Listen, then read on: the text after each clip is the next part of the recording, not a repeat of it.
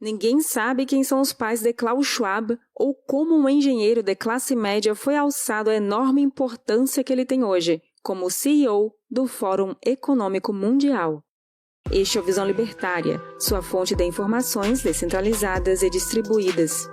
Se você for na página da Wikipedia e nas páginas do Fórum Econômico Mundial sobre Klaus Schwab, vai ver que tem todas as informações normalmente presentes na biografia de pessoas, quando nasceu, em 30 de março de 1938, onde nasceu, em Ravensburg, na Alemanha, na fronteira com a Suíça, e também o nome de sua esposa, Hilde Schwab, e seus 2 filhos. Mas não menciona uma informação que é muito comum, o nome dos pais de Klaus Schwab. Como ele nasceu em 1938 na Alemanha, suspeitas seriam que seus pais eram nazistas e, portanto, ele tenta esconder o passado. O fato, porém, é que investigando um pouco mais, vem o nome de Eugen Schwab, que seria o pai de Klaus. Ele, de fato, era o diretor da fábrica na Alemanha de uma empresa da Suíça chamada Escherwies, fabricante de turbinas que era parte do esforço de guerra alemão. Mas não consta que o pai fosse ligado diretamente ao nazismo ou que seria um apoiador fanático. Ao contrário, ele inclusive trabalhou em altos cargos na Cruz Vermelha na época da guerra. Porém, tudo o que se sabe sobre a mãe é que ela havia nascido na Suíça. Por que então esconder o nome da mãe? De qualquer forma, pelo trabalho do pai, pode-se imaginar que Klaus veio de uma família de classe média. Não teve dificuldade, mas também não eram milionários. Como esse cara conseguiu criar o WEF, o Fórum Econômico Mundial, uma entidade multibilionária onde o salário mensal dele é de 1 milhão de francos suíços? Eu acho que sim, que pessoas simples podem ficar bilionárias com uma boa ideia. Bezos fez a Amazon, pode criticar o quanto quiser. O fato é que eu uso a Amazon volta e meia e é um sucesso mundial. Elon Musk fez o PayPal, Zuckerberg o Facebook, Bill Gates o Windows.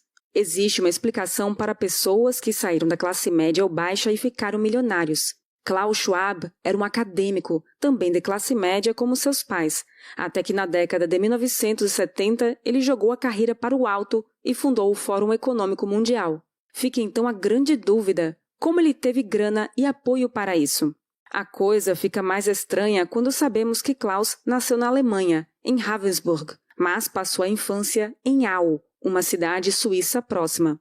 Ali, ele começou seus estudos e passou alguns anos da infância. Essa pequena cidade da Suíça fica às margens do lago Zurique e existe uma propriedade particular conhecida como Chateau Au. Se trata de um grande castelo em uma península na cidade, coisa de ricos muito ricos. Aristocracia europeia muito antiga. O chateau teria sido construído em 1650 pelo general Hans Rudolf Wertmüller, uma família suíça aristocrata que ficou rica com a Guerra dos 30 Anos e mais adiante com a importação de seda e fabricação de tecidos. Mas a família era também ligada a um banco suíço chamado Han Bodmer, que era um dos maiores nos séculos 17 e 18. A península foi vendida pelo último dos descendentes dos Wertmüller para a família Bodmer em 1917, mais particularmente para Hans von Schulthess-Bodmer. Hans, adivinha, era o dono da Escherwies, a empresa onde o pai de Klaus Schwab trabalhava. Não há informações específicas sobre onde Klaus morou em seu período em Au, porém, suspeita-se tenha morado exatamente no castelo, abrigado pela família do chefe do pai. O filho caçula de Hans se chamava Martin e tinha a mesma idade de Eugene, o pai de Klaus. Pode-se imaginar que tiveram contato e se tornaram amigos na juventude.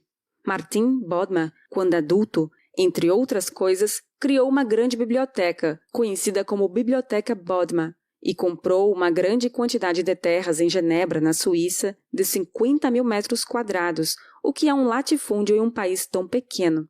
E adivinha, em parte dessa propriedade é onde funcionam hoje os escritórios do WEF, do Fórum Econômico Mundial. Antes disso, Martin Bodmer foi diretor da Cruz Vermelha durante a guerra. Lembra que mencionamos que o pai de Klaus trabalhou na Cruz Vermelha? Existem especulações que vão além, que Klaus Schwab seria, na verdade, da família Bodmer, um bastardo que foi dado para Eugene criar como filho para evitar constrangimento ao pai, Martin Bodmer. Isso explicaria o fato de ninguém saber quem é a mãe dele. Ou talvez a mãe seja uma das filhas de Hans, que poderia ter ficado grávida fora do casamento e, por isso, tudo foi escondido. O fato é que, fisicamente, Klaus se parece muito com algumas pessoas da família Bodmer, muito mais do que com seu pai.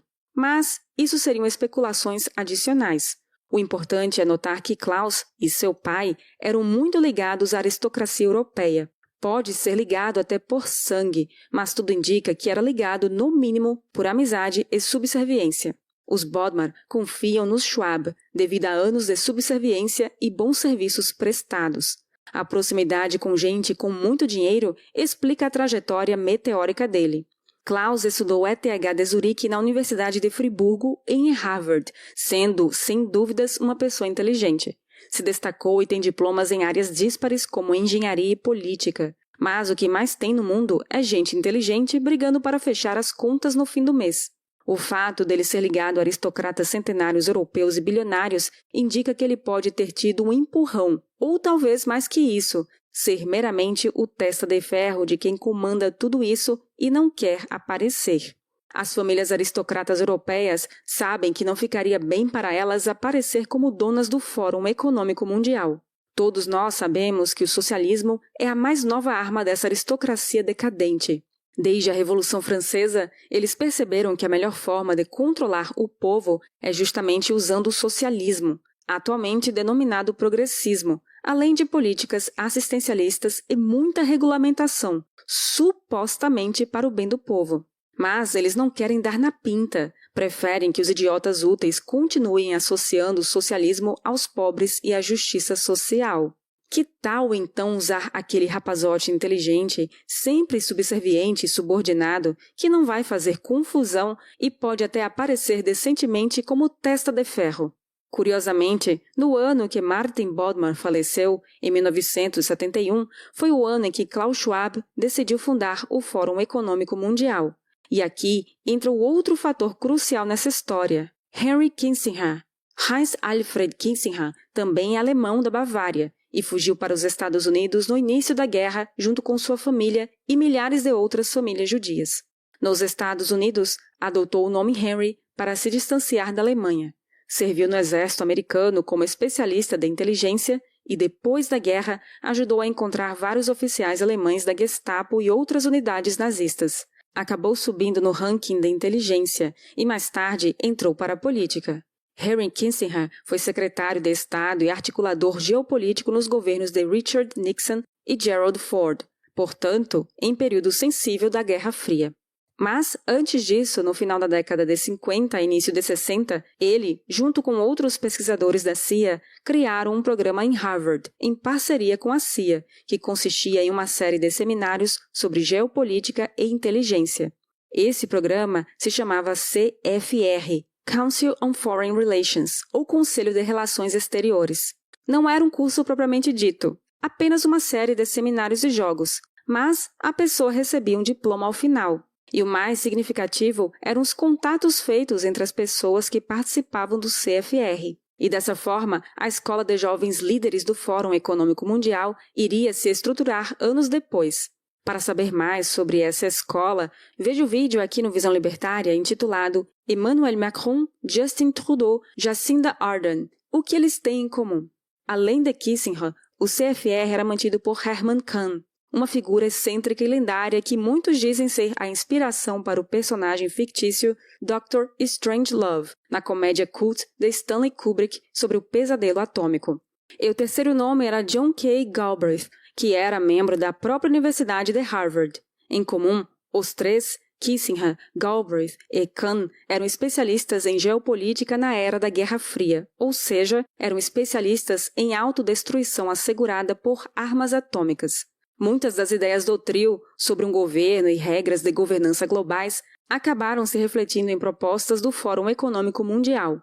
Quando Klaus lançou seu próprio Fórum Econômico Mundial, um local para políticos, economistas e socialistas em geral discutirem os problemas do mundo, os primeiros convidados eram exatamente esse trio. Mais que isso, Galbraith apresentou Klaus a várias pessoas ilustres nos Estados Unidos e na Europa, no intuito de apoiar a causa. ou seja, Klaus uniu a aristocracia endinheirada europeia ao serviço secreto americano, no intuito de controlar o mundo para evitar uma catástrofe nuclear, o que significaria o fim da humanidade.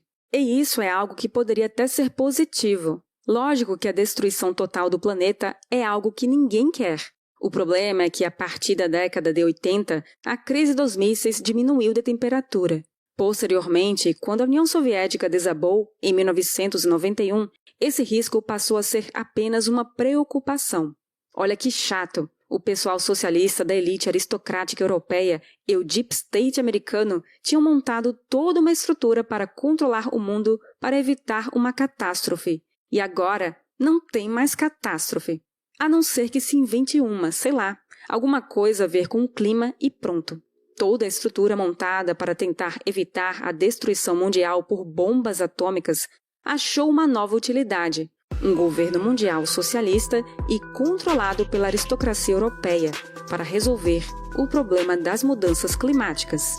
Parabéns pela solução inovadora a Klaus Schwab, ou a quem quer que esteja por trás desse testa de ferro. Obrigada por sua audiência. Este artigo foi sugerido e escrito por Peter Turguniev, revisado por o historiador libertário e narrado por Baby Yoda. Se você deseja acompanhar nosso conteúdo, inscreva-se no canal e clique no ícone de campainha. Até a próxima!